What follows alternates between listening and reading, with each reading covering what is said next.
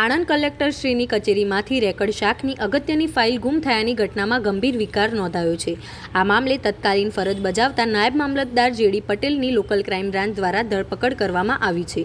Anand town police સ્ટેશનમાં IPC કલમ 409 અને કલમ 201 મુજબ ફરિયાદ નોંધાઈ હતી।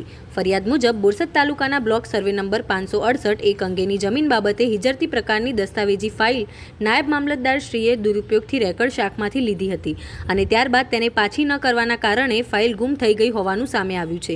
આ મામલે કલેક્ટર કચેરી આણંદના રેકર્ડ શાખના નાયબ મામલતદારશ્રીએ તારીખ 1/3/2025ના રોજ ફરિયાદ નોંધાવી હતી, જેના આધારે આણંદ જિલ્લાના પોલીસ અધિક્ષક શ્રી જીજી જસાણી સાહેબે આ ગુનાની ગંભીરતા ધ્યાનમાં લઈને તપાસની જવાબદારી એલસીબીના પોલીસ ઇન્સ્પેક્ટર શ્રી એચ.આર. બ્રહ્મભટ્ટને સોંપી હતી।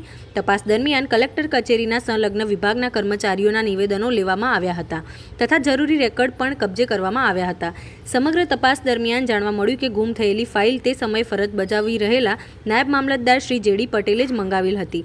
આ આધારે ગઈકાલે સાંજે તેઓની ધરપકડ કરવામાં આવી હતી। આજે તેમને ન્યાયાલયમાં રજૂ કરીને રિમાન્ડની માંગણી કરવામાં આવી છે, જેથી વધુ વિગતો બહાર આવી શકે। આ મામલે વધુ તપાસ હજુ ચાલુ છે।